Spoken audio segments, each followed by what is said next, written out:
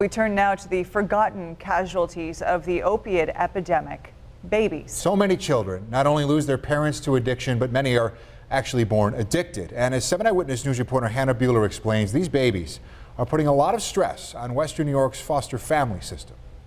This is one of her first smiles. It's photos and snapshots in time that keep memories alive for this Western New York family.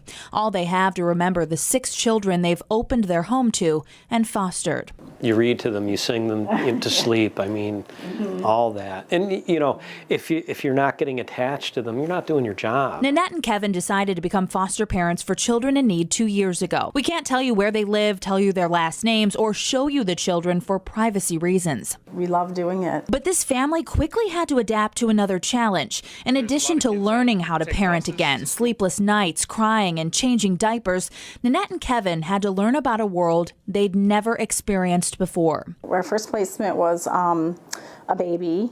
We got him at 4 days old. He was drug addicted. Babies, just days old, who tested positive for opiates. The opiate crisis is not just hitting adults, but children too, ripping families apart. I've definitely seen a rise in referrals that have parents who are struggling with substance abuse problems. Sarah Falzone is an intake coordinator for Gateway Longview. She's responsible for placing children with parents like Nanette and Kevin who will help give the children the best chance to succeed. We definitely see, an increase. 5 out of our 6 have been babies, drug-related. With the help of some nurses, Nanette and Kevin had to learn how to deal with drug-addicted babies who were experiencing withdrawal symptoms like tremors, excessive sucking, high-pitched crying, excessive sneezing, and refluxes. It's just kind of on-the-job training. And it's not just foster families that are needed, but parents who want to adopt a child. According to local adoption agency Adoption Star, more and more kids are entering the system solely because of this epidemic. Over 25% of the children placed in 2017 by Adoption Star were born at risk for special needs, meaning they were born to birth mothers who used or abused drugs during pregnancy.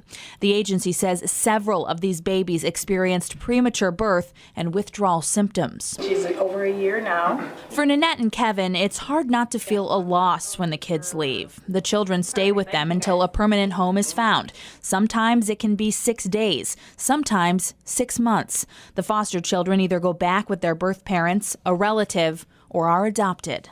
We've given them a good start. Our hearts are hurting, they're aching, cry. We miss them. We miss them. There is a need for foster families where agencies can place these children. If you're interested, Kevin and Nanette say, take that leap of faith. You'll be glad you did. The process is time-consuming but worth it. We have a link right now on WKBW.com under this story with all of the information you would need. Hannah Buehler, 7 Eyewitness News. Fascinating story, and foster families sure are such special people, and they're doing such important work for our community.